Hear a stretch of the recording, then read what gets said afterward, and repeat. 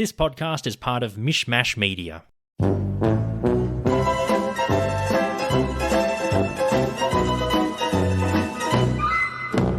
Hey mate. Hey, how's it going?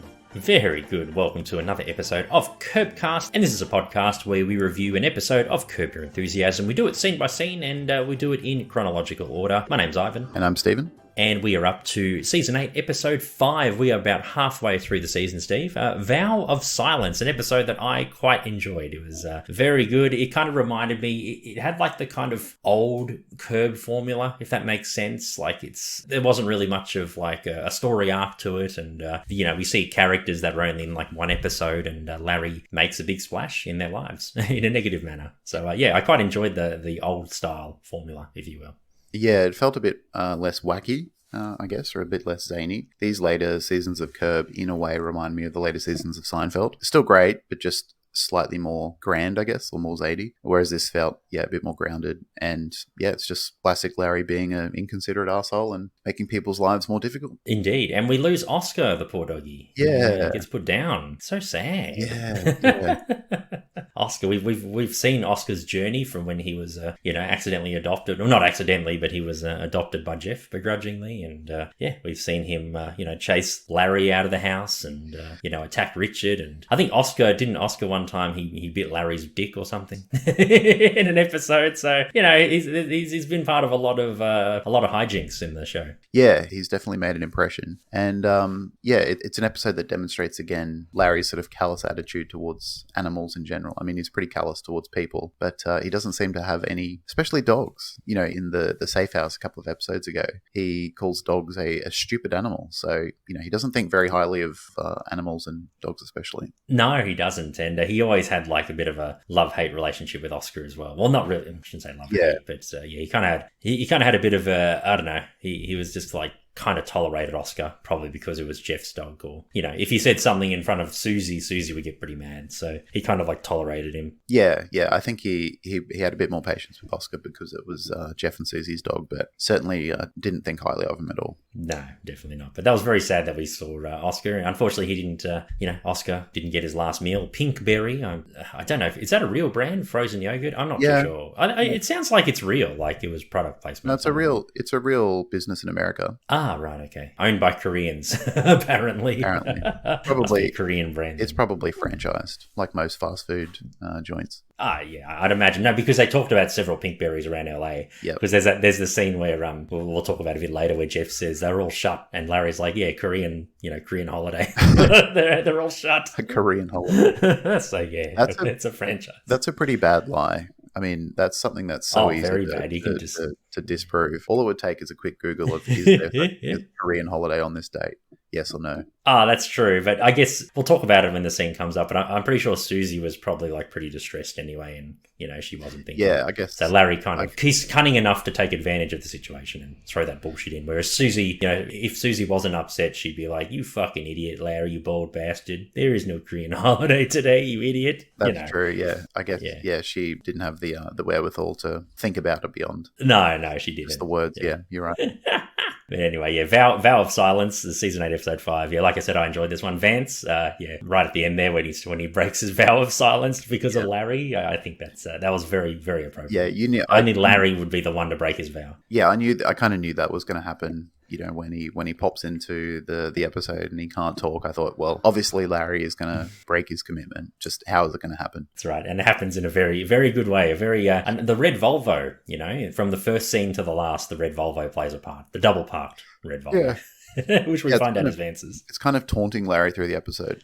It's just... Here it pops up and annoys him and then causes some issues and then disappears again. And of course it had to be Vance, the guy who's doing the Vow of Silence, Vance. It had to be his car, of course. Yeah, cool, makes sense. Naturally, as you do in Curb. It has to be that car. There's so many coincidences which we love. If you want to get in touch with us, you can. We have an email address, curbcastpod@gmail.com. We're on social media as well. You can check out those links in the show notes. If you want to support us, we have a Patreon, patreon.com/mishmashmedia. And for $1 US a month, you get access to these episodes episodes a little earlier than the rest of the world. And you can support us in other ways as well. You can rate us or review us on your podcast app of choice, or just tell someone in your life who likes Curb, or even Seinfeld about us. Maybe they want to hear two Australians talk about Curb. Maybe. I don't think there's any other Aussies who talk about Curb on podcasts, as far as I'm aware. Not that I am aware of. The only ones. I haven't checked out. I know there's a couple that talk about Seinfeld who are Australian, but I'm not sure about Curb. Yeah, I haven't checked out the old Curb podcast. Who's doing Curb podcasting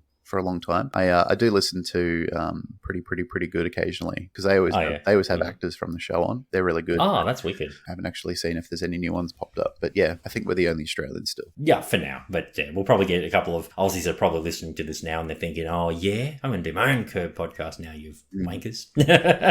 And it's going to be better than yours, mate. Wouldn't be hard. No, it'd be quite. It's not much prep needed to do these episodes, but they're still very enjoyable to do nonetheless. But yes, you can support us on Patreon, and get in touch. We'd love to hear from you. Anyway, let's get into it, mate. Season 8, Episode 5, Vow of Silence, aired in the US for the first time on HBO on August 7th, 2011. In this one, a friend who has taken a vow of silence creates a stir at multiple parties. Larry eats Jeff's dog's last meal, and Richard Lewis is snubbed meeting Larry for lunch. And we have a returning character, Steve, from Season 6, the finale Bat Mitzvah. Matt Tesler, the director, the producer-director guy who has the son with MS, he returns for this episode. He's played by Michael McKean, so it was good to see him again. Yeah, no, I really like his character. Yeah, he's like Larry just doesn't want to put up with him. He's just like a real thorn in Larry's side. Yeah, he's just he's kind of like the red Volvo who just pops up every so often and annoys the shit out of him.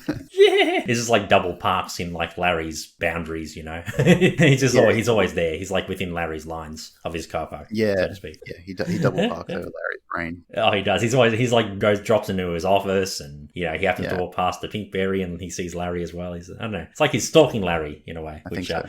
I guess we could talk about theories, like when we talk about Matt Tesler and Larry's saying he's got to go to New York. We can deep dive into that and see why Matt keeps popping up. But he's funny. It was good to see him again. We haven't seen them for a couple of seasons, so. Yeah, it's good. All right, scene 1 of the Vow of Silence. Larry pulls up to park his car, where a red Volvo has double parked. Larry complains about this to passers-by who don't pay attention. I like that. I like how Larry, he just started complaining to people, and people just don't care. Yeah, they're just like whatever. It's like a public car, parking lot, and Larry's like, "Why do people double park? Why do people do this?" I think he just wants some validation. He just wants someone to agree with him in the moment. And not many people do. Some people think, "Oh, it's just like a weirdo, just yelling." Some old man yells at cloud. So basically, yeah. Old man yells at car. Yeah, old man yells at Volvo. Yeah, basically. Larry arrives at Jeff and Susie's going away party as Larry greets them. He says that not many people throw their own going away parties, and he teases them about it. Susie says that it's a big opportunity for Sammy, who's auditioned to go to Juilliard in New York. And Juilliard is a very highly acclaimed acting school in America, if not the world. So, the fact that Sammy got in there is pretty amazing. Yeah, very prestigious. You've got to wonder, Indeed. though, if it's only her talent. Does the fact that her dad is Larry David's manager, I'm sure those connections helped. Oh, well, sometimes it's who you know, right? Not what you exactly. know. So, it could just be down to her talent. And, even if her father is connected, doesn't mean she's not potentially talented. But I don't know, it made me think, is it one or the other, or maybe it's just a mix of both? Going back, just thinking about Sammy, there was an episode, I think, in last season where Sammy sings for Ted and Mary at their party, as because Jeff and Susie didn't give them an anniversary gift. So their gift was like the gift of song from Sammy. Yeah. And how Larry calls out Sammy for not singing well and stuff. I get the feeling that Sammy isn't that talented, but I think you're right. I think Jeff might have connections. Yeah. And I think because Susie, she's very persistent. Susie basically lives vicariously through her daughter. Yeah. Like all the things that Susie probably wanted to do when she was young, she's going to make her daughter do it. Maybe Susie wanted to be an actor or, a singer or something, but she just never did. So she's kind of living through her daughter. So I think a combination of Susie's persistence and Jeff's contacts got her into Juilliard. Yeah. I actually agree with you on that one. Yeah. I don't think she's actually talented. No, not really. No, she doesn't want to do it. No. Yeah, she doesn't want to do it. She's pushed. She's definitely pushed to go to Juilliard. Yeah, for sure. And speaking of that, so Susie praises Sammy, and Larry, Larry, he's the social assassin we found out in Palestinian Chicken. That's what Jeff dubbed him as. Larry says that Susie is actually pushing Sammy to do it, and they argue about it. Susie's like, no, she's got talent. She's very good. And then Larry's like, nah, I think you're pushing her into it. I don't think she wants to do it. I think he's right. I agree with him there. Yeah. And yeah, if you think about like that episode with Sammy like singing off key and stuff, yeah, I think that's probably, I think that's what they were going for. Yeah. Susie says that the best part about going to New York for 3 months is that they won't see Larry. And that comes back to bite them in the final scene, I guess. Marty goes up to them, the funk man, complains to Larry about double parking as Larry explains the red Volvo started the domino effect of double parking. Marty says there's no Volvo outside as he congratulates the Greens and walks away. Susie calls her friend Vance over, who doesn't speak. Larry asks what he's doing, and Susie says that Vance took a vow of silence on advice from a spiritual advisor. Jeff jokes that he's tried to get Susie to take a vow of silence as well.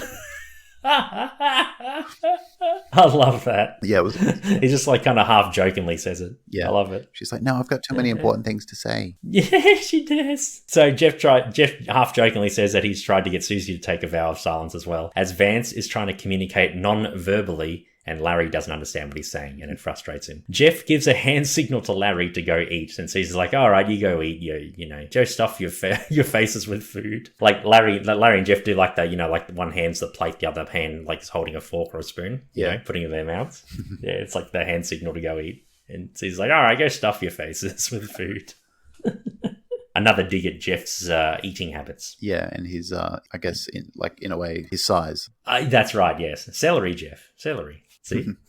From last week. Oh, the week before. What's with you? What do you got, laryngitis? Vow of silence. Took a vow of silence.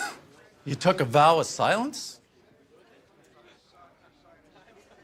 Spiritual advisor? Is that what you just said? And he told you to do this? For what purpose? Jeff reminds Larry that Matt Tesla will be arriving as they're lined up to get food. Jeff adds that Matt wants Larry to attend a charity event. Larry says he doesn't want to do any charity events. Larry asks why the line is taking so long for food. Jeff points to his veterinarian and his wife, who are in front of them getting food. Jeff says that Susie invited them because they're taking care of Oscar, who has fallen unwell. Oscar the dog, as we mentioned earlier. Larry points to a lady who jumps in front of them and is doing a quote-unquote chat and cut as she picks up a plate while she's speaking to a guy who is in front of them. Larry gets the lady's attention. She turns to him. Larry congratulates her for her attempted chat and cut, and she denies that she did this. Larry asks the man if he knows her. He says that he met her 8 years ago, and then he agrees that she did do a chat and cut. And he's like, look, I don't really know you too well. I kind of have to agree with Larry here. You did do a chat and cut. She angrily gets behind Larry in the line as there's other people behind him. And he once again points out to her that she did it again and that he respects her skills.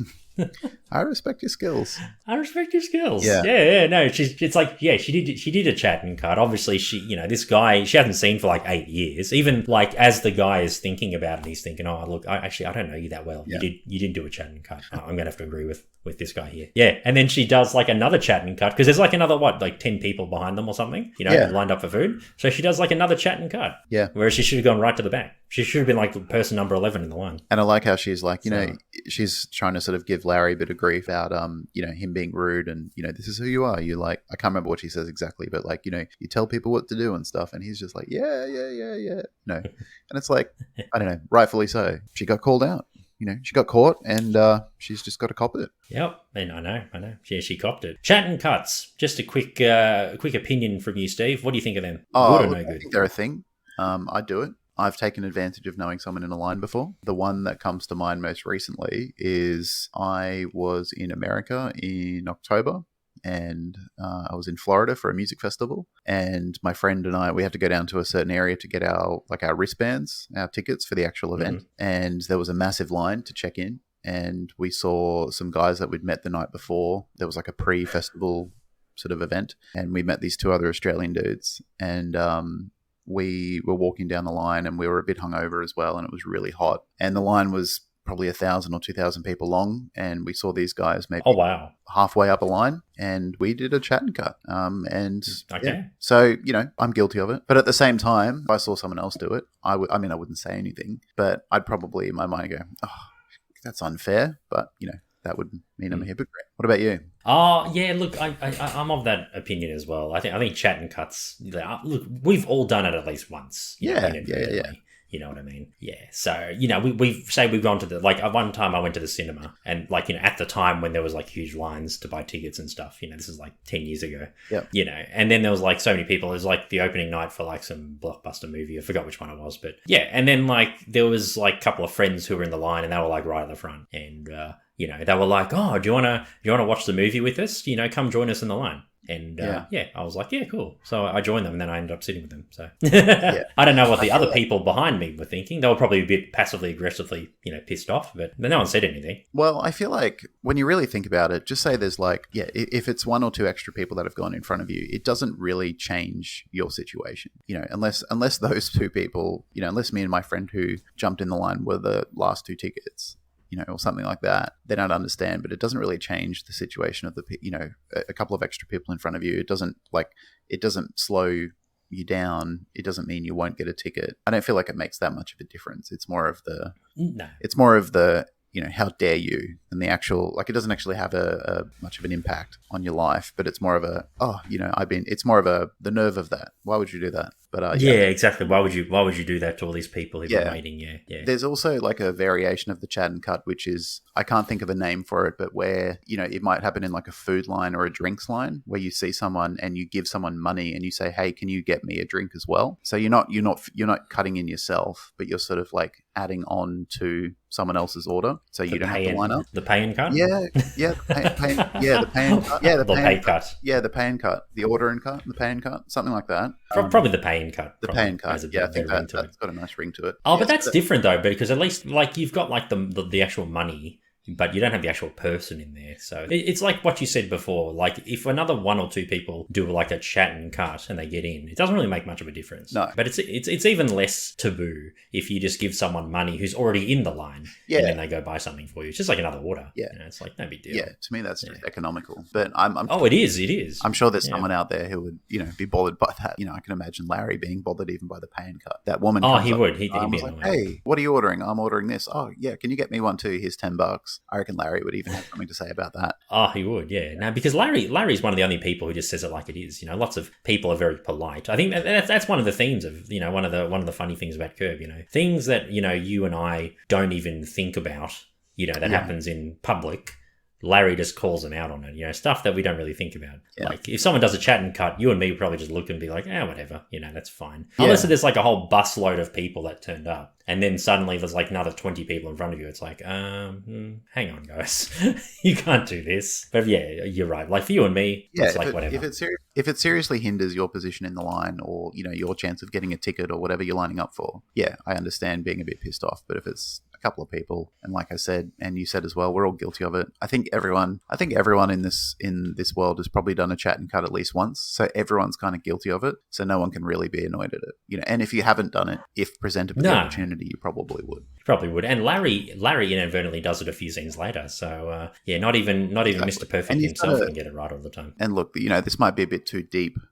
We're talking about just the chat and cut, but life isn't always fair, and you do have to take the little wins and take advantage of the little opportunities from time to time. I'm reminded of a situation where I was going to an event and there was really bad parking and traffic around the event, but I had a friend who lived close to the event, and she said, you can just park in my driveway, which saved $50 parking and driving around trying to find a car park. And that was advantageous to me. Oh, that's nice.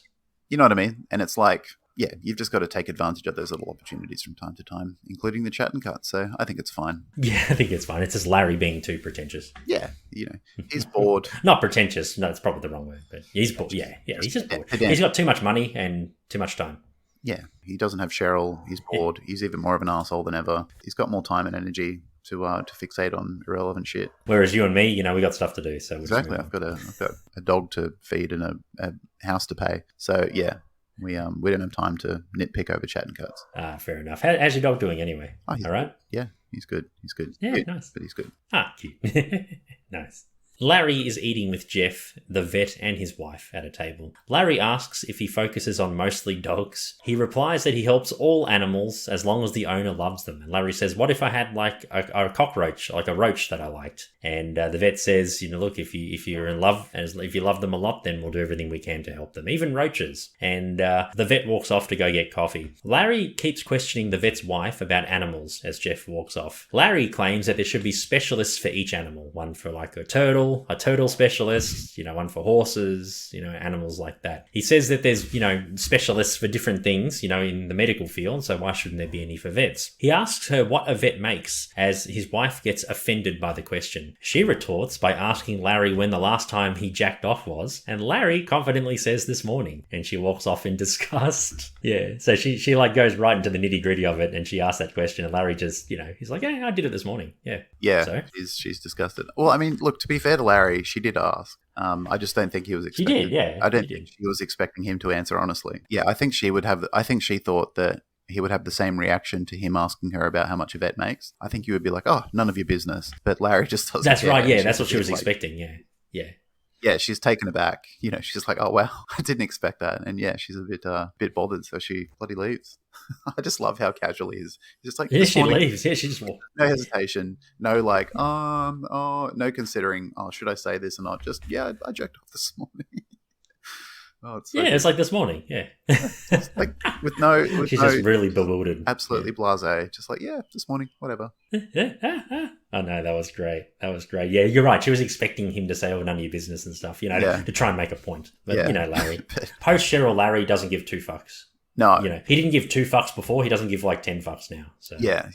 I could imagine if Cheryl was at the table, or like if he was still with Cheryl, he would have been a bit more hesitant, or it wouldn't have been as straightforward. But yeah, now it's just like, if someone asks me about my jerk off schedule, it's they can look at my diary. I don't care. He's footloose and fancy free. Yeah. Larry.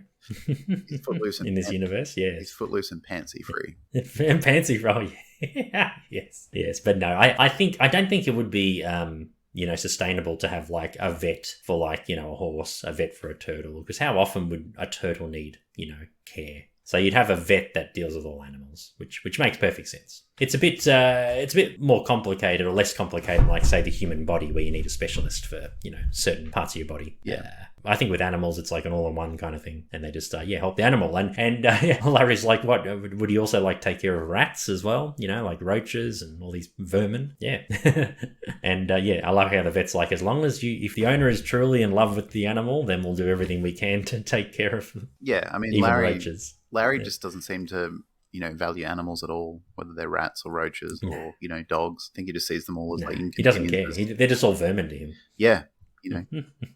Hates him. Larry runs into Matt Tesla as he asks Larry about Keegan's Club, and he explains what they do. He asks him to attend a charity event for kids with special needs this Saturday. Larry comes up with an excuse about having to go to New York for the weekend. Larry pretends that he is upset that he's missing out, as Matt says he'll keep in touch for next year's event. So Keegan's Club, I'm guessing, I don't know if it's a real organisation or not, but I'm guessing it's probably an organisation that deals with people like, people with special needs, children especially, and obviously Matt Tesla, we found out, in the Bat Mitzvah in season 6, that Matt Tesla has a son who has MS, and there was that infamous scene where Larry, he's kind of like mocking, not necessarily his son, but he's like doing like mocking like a disabled person. And then Matt Tesla walks in on it and he gets really upset, thinking that he's mocking his son with MS. So yeah, obviously, kids with special needs, he hits close to home for Matt, and and he asked Larry of all people to attend a charity event. Yeah. Which is interesting. Yeah. I just looked it up. It's not a real thing. Oh, okay. It's made. It's like Groat's disease. It's just made up. Yeah, just a fictional curb entity. Yeah. Interesting. Okay, fair enough. I thought it was a real thing, but there you go. But yes. So, for some reason, Matt wants Larry to do a charity event. Do you think it's because he thinks that Larry has lots of money and he can probably do a big donation? Or do you think maybe he thinks, like, Larry's a good guy? Or is there other, like, motives, do you think, for him to do it, to get him to do it? I don't know. It's probably money. I think a lot of people as well, like, a lot of people are forgiving. A lot of people want to give Larry second chances. So maybe even there's some motivation of, like, giving Larry the benefit of the doubt, or like giving him an opportunity to like redeem himself. It might not be that deep, I don't know, but I'm guessing it's just a case of Matt has forgiven Larry and he's moved on. He's probably having a son with MS, he's probably learnt to like not Be more forgiving, compassionate, and compassionate, empathetic. and just Yeah. maybe Larry and him cleared the air like off screen, I guess, like quote unquote off screen. So yeah, I don't know. I think it's a mix of things. I think he wants Larry to, he wants to give Larry an opportunity to like prove himself, well, not prove himself, but like show that he can be a decent person. There's probably a financial motivation, and he's probably just moved on. Yeah.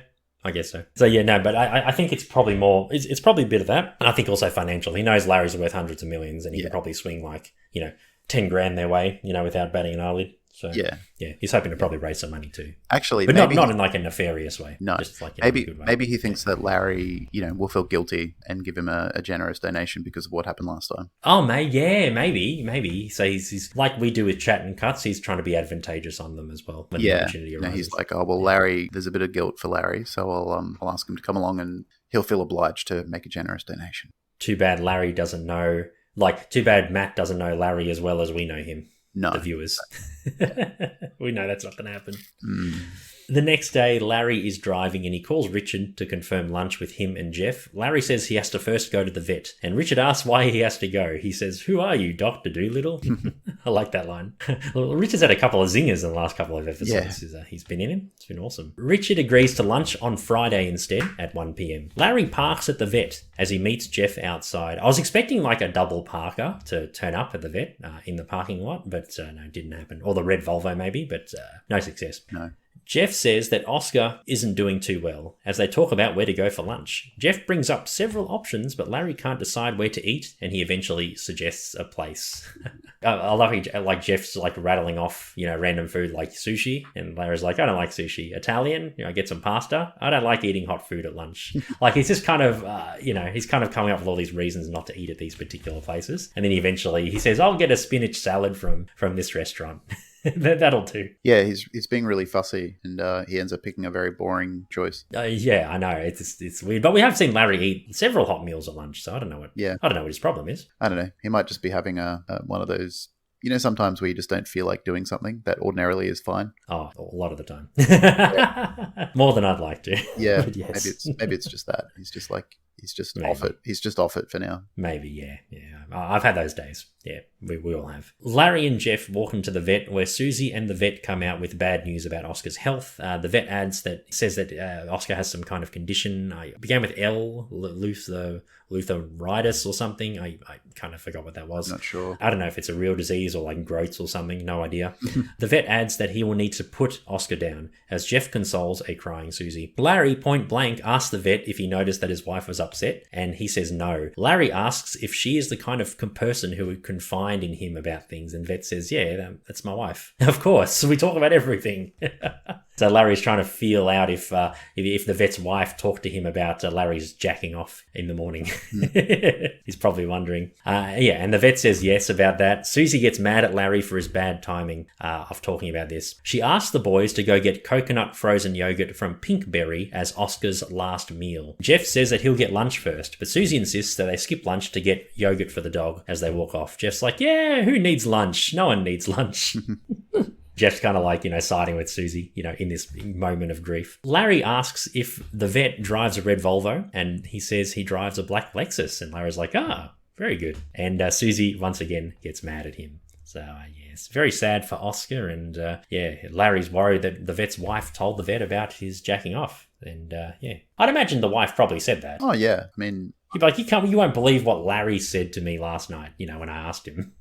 First he asks you about your salary, which I said was none of his business. And then just to test him, just to let him know that it's not appropriate to ask these questions, I asked him, does he jack off? And he straight out just said, "Yeah, I did it this morning." Yeah. And I got really shocked. I bet you they said it like in bed or something that night. Yep. She told him. Or maybe on the way home or something. Yeah. Like, you won't believe what this Larry guy did. That makes sense to me. Yeah. I'd do the same thing. If I had someone at like a dinner party tell me that they jacked off, like in the morning, I'd be like, "Oh, I'll tell my wife." Yeah. You won't believe what this guy said. I'm sure you do the same with yours as well. Yeah. That's You'd be like, "Wow, this is weird." That's information that's perfectly shareable. Of course. And he did say it in a public place too, Larry. Yeah. It's not like he swore her to secrecy or anything. Mm-hmm. So, she can tell anyone. Yeah, exactly. But Larry wouldn't care anyway. Larry's like, "Oh, you told people I jack off in the morning." I don't know why he got so concerned. No, I don't think he'd be precious about it. Well, it's weird that he is precious about it. It's really, really odd. I don't know. But of course, he should know. Like, he'd been married for like 10 years or something. He knows that Cheryl would tell her things and vice versa. Larry would tell Cheryl things that happened to him, like in episodes that don't happen. You tell one person, you assume that the other person's part of it. Yeah. So I don't know. That was a bit odd. But yeah, I don't know why he got so, like you said, precious about it. I got no idea. Larry is outside Pinkberry and he spots a man double parking in front of him. Larry pulls him up on it as the man says there's nothing wrong with his park. And they have a short argument as Larry explains that the man will now cause a domino effect. One car will park next to him, that's a double park, and then there'll be another and another and another, and then he caused the domino effect. The man says he doesn't care what Larry thinks and for him to mind his own business. Larry dubs the man a pig parker as the man walks off. Larry spots Tesla grabbing a newspaper nearby in one of those newspaper stands as Larry runs into the store. And the man's kind of like Larry. He doesn't give a fuck either. He's just like, yeah, so I don't care. It's none of your business. So he's obviously a serial double parker, this pig parker. Yeah, he don't care at all. No, he doesn't care. And Larry pulls him up on it. It's like one sociopath talking to another one, almost, isn't it? Yeah, they're two arseholes. Two arsehole, yes. Two arsehole. One arsehole talking to the other arsehole, yeah. It's basically what it is. That's the way that I saw that scene. It's like Larry being all high and mighty when he's done lots of other shit, arseholery shit. And this guy, obviously, it's not the first time he's double parked, obviously. Yeah. Like you can tell. He's a serial pig parker. Yep. So, yeah. But it's good. It's like at least he finally gets called out for his piggery, which comes as a bit of a shock to him, the man. I think so, yeah. He wasn't expecting to get called out. Yeah. I'm sure he's done it a lot, but people, most people, it's like the bystander effect, like most people don't, take action on anything. Yeah. When they see something wrong, they're just kind of like, don't want to get, especially in LA, parts of America, you don't want to like, mess with the wrong person or something. So yeah, it's just a case of the bystander effect, really. Yeah, but that doesn't apply to Larry. Nah, he's no bystander. He certainly isn't, especially when it comes to double parking. Mm-hmm. Larry walks into the shop and he tells Jeff about Tesla. Jeff says that he is supposed to be in New York at this time. A couple of customers in the line accuse Larry of doing a chat and cut. Larry says that he invented the concept. And he stands next to Jeff and they all berate him to get out of the line and to get out of the store, and Larry obliges. He walks out and Tesla walks past and he greets him. Larry says he just got back from New York this morning. Tesla says to Larry, I thought you're supposed to be in New York. And Larry said, I got back this morning. And he goes, oh, okay. Tesla says that bed bugs in the mattresses stopped the charity event from happening, and he adds that the event has been postponed for 6 to 8 weeks and he would love for Larry to come. Larry claims he has to go back to New York in 6 to 8 weeks. And Matt says, you're kidding. He slips that he and Jerry Seinfeld are writing something new and to keep it on the low. And he says, Larry says to not even tell Jerry about it, as he may deny it himself. Like Larry, if you try and tell Jerry will just pretend like he doesn't know what's going on, which he'll pretend that he doesn't know. He'll deny it. He's got to cover up. Yeah, he's got to a cover up, yeah. So I'm guessing Matt Tesla knows Jerry. He has contact with him. So if Matt says, Larry told me that you and him are doing a new TV show, and Jerry's like, no, that's not true. He's kind of expecting it. Yep. So even Larry's like, if you tell Jerry, like Jerry will pretend he doesn't know. So, he'll deny it. So don't talk to him about it. It's a very good cover, yeah. Matt says that he feels complete for helping the children as Larry gives his best to him and the kids as Matt walks off. Larry and Jeff are in the car driving back to the vet and they're starving. Larry takes a bite of the yogurt. Jeff has a bite and Larry says Jeff's morsel of yogurt was bigger than his. Larry takes another bite. They continue eating the yogurt until there's almost nothing left. Jeff keeps taking more spoonfuls when Larry isn't looking as they keep arguing and eating. They pull up to an intersection and Vance, the guy with the Vow of Silence, spots them. He tries to use non-verbal communication, but Larry gets annoyed again and he doesn't understand what he's talking about. After Vance points to the Pinkberry cup, Jeff and Larry drive off. Yeah. It was I like this scene. It was like, they'll just take like a couple of bits from the top and then they end up eating like 80% of it before they get to the vet. Yeah. It's like, I'm hungry, I haven't had lunch. I like how Jeff does like sneaky ones as well when Larry's not looking, and then Larry turns and goes, hey, you took a couple more, you took more than me. And then as revenge, Larry takes his own spoonfuls.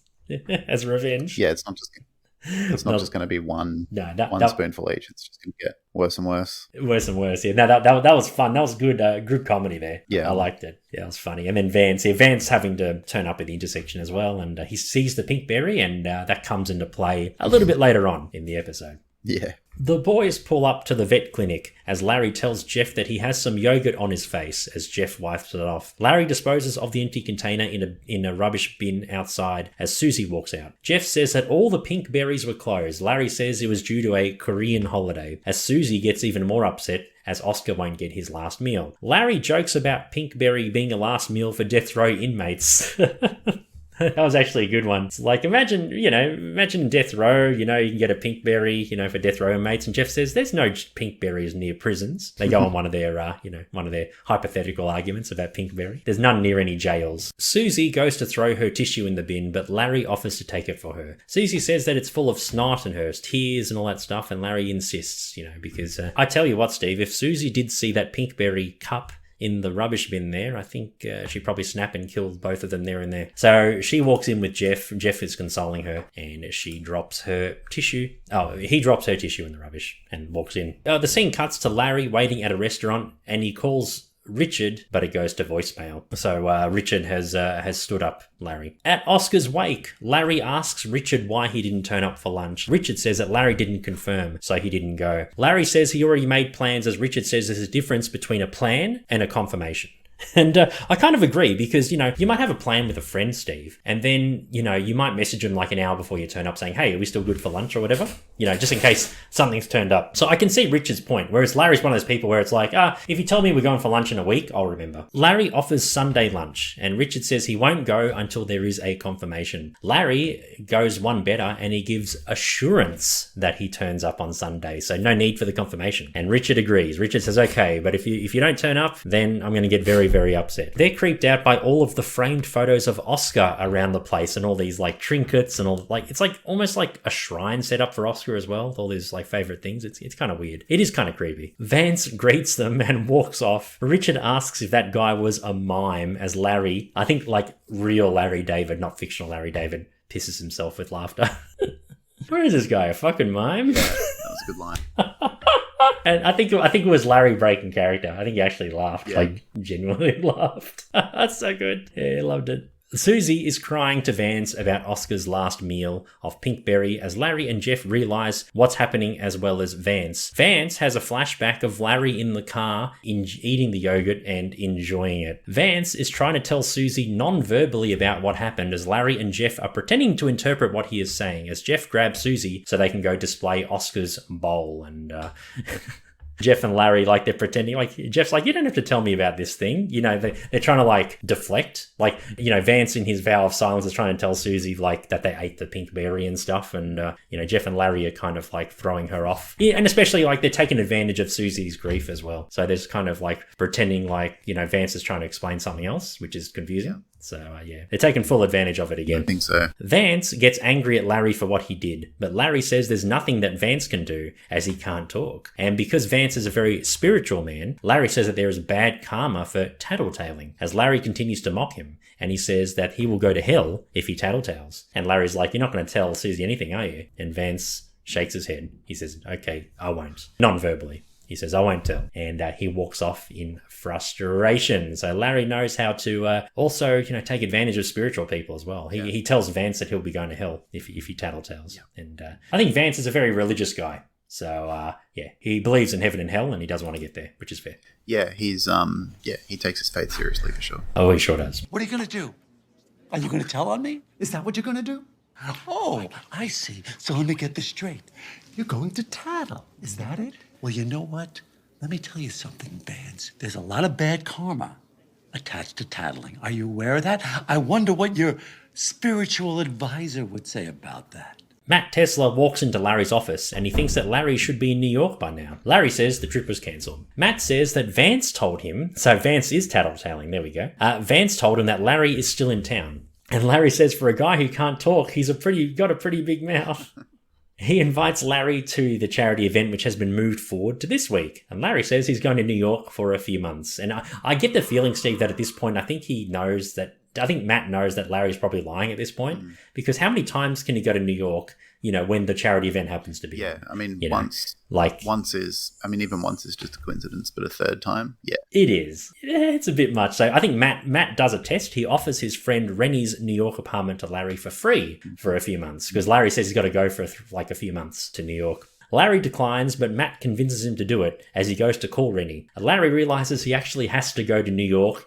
As if Tesla sees him again, Vance may tell Tesla about the Pinkberry incident to Susie. And that'll cause a huge, massive ruckus, a massive stir. So Larry's kind of got to bite the bullet here and go, all right, I'll go to New York, fine. Yeah. I have to go. Yeah, because Matt's on to me now. Yeah, no, he's too far gone. He is. The Greens and Vance are walking out of a restaurant that evening as Vance tries to tell them how much he liked the food, but they both don't understand. So even Jeff and Susie is Vance's friend. Even Susie's like had enough of his Vow of Silence. She's like, oh, I don't know what you're saying, Vance. I don't know what you're trying to say.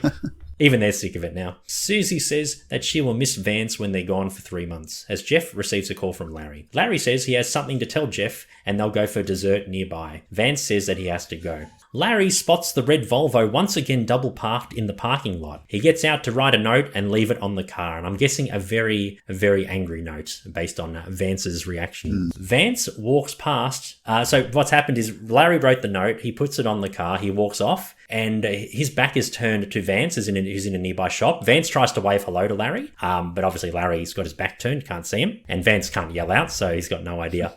Very good physical comedy once again. Yeah. Vance picks up the note, and he reads it, and he starts getting upset. The scene cuts to Larry greeting the Greens across the parking lot to the other set of shops. They consider Pinkberry for dessert. Vance breaks his silence, and he says, Larry, thanks for your note, all that sort of stuff. So it's revealed that, Vance is the owner of the red Volvo. He's also a pig parker.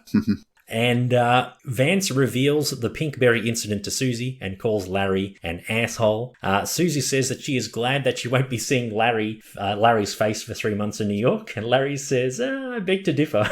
Yeah, he's like, he does that face. Yeah. The final scene, Jeff and Susie are on the plane to New York as Larry is sitting near them eating Pinkberry, and Richard is sitting in a restaurant pissed that Larry didn't turn up despite his assurance at Oscar's wake. So that I'm guessing that was the day of the lunch, and Larry gave his assurance, so no confirmation was required, and he bailed because he had to go to New York. Yep. And that scene, so Jeff, Susie, and Larry on the plane, that sets up for next week's episode, The Hero, which is a very, very good episode, which I enjoyed a lot. Anyway, that was Vow of Silence. I like this one, Steve. 3.5 out of 5 Larrys. You? I give it 4. I really like this episode. Oh, lovely. Yeah. Very good. I thought it was the second best episode of the season behind fantastic. Chicken. Solid episode. I agree with you what you said at the start, that it's a bit more simple and it's a bit more like maybe season 1, 2, and 3 or something like that. Yes. Yeah, and I liked Tesla. I liked Larry constantly getting himself into trouble. It wasn't like a mind-blowing episode like Palestinian Chicken, but I can't really fault it either. It's just a good, solid episode. Oh, wonderful. Yeah, no, it was enjoyable. The things I liked the physical comedy in the Larry and Jeff Pinkberry eating scene. Those kind of like physical comedy kind of moments, I think are really understated in Curb. A lot of people praise like the dialogue and the writing and stuff, like the scenes, but I think the physical comedy doesn't get as much attention. And just like, Jeff, Larry taking like a small bite of the yogurt and then Jeff saying, I want a piece, and he takes like a huge fucking morsel, and then Larry's like, no. And then, Jeff takes like two more scoops, and Larry's like tries to even the score, and then it gets to the point where there's like no yogurt left. I think that was a very understated scene. Yeah. Just stuff like that is really good in Curb. Yeah. That kind of physical play. I agree. Yep. Yeah, good. And you're right, Matt Tesla. Second time we've seen him. I'm sure he'll turn up again in another episode. It was good. It was good to have him again. And then he finally, I like how he finally figures out that Larry could be, bullshitting. Yeah. So he's like, actually, I've got a friend in New York who might lend you his apartment. I'll give him a call. He was hoping that Larry would say, look, the jig is up. You've got me. I'm not going to New York. I'm sorry. I just don't want to go to this charity event. Yeah. But Larry's like, no, I got a safe face. I have to go to New York. Yeah. Yeah. And he does. He can't keep bullshitting him. He can't, no. And like I said, the final scene of this episode is the opening scene for next week's episode, The Heroes. That'll be fun. And it is set in New York, this one. So, The Hero I enjoyed, but I'm looking forward to talking about that one next week. And that was Copecast, another episode. Thank you so much for listening. It's great to hear from you. We are getting, Stephen, I don't know if you've noticed, we're getting quite a few more downloads lately, which is great. So more people seem to be hearing about us, or maybe finding us through Apple or Spotify or whatever, punching in Curb Your Enthusiasm, they find us. We do also have a Facebook page page, Curb Your Enthusiasm Fan Club, which is getting quite a few more followers every day as well, which is great. So a lot of you are finding us, and we really appreciate you listening to us. Whether you've listened to us from episode 1, when this was a bonus Patreon show for our old podcast, or you're listening to us for the first time today, we thank you, or anyone in between. We thank you immensely for the support. Yeah, no, we love it all, and keep it up. Thank you. Yeah, indeed. You can, like I said, listen to us on Apple, Spotify, some of the independent podcast networks or services as well. We do have a Patreon, patreon.com/mishmash media, $1 US a month. You can listen to this episode earlier than everyone else. So and you can help our burgeoning podcast network, and hopefully we can give you some more stuff in the future. For sure. My name's Ivan. I'm Stephen. And we'll catch you next week for The Hero, Season 8, Episode 6. And you take care of yourselves and each other. Bye. Bye.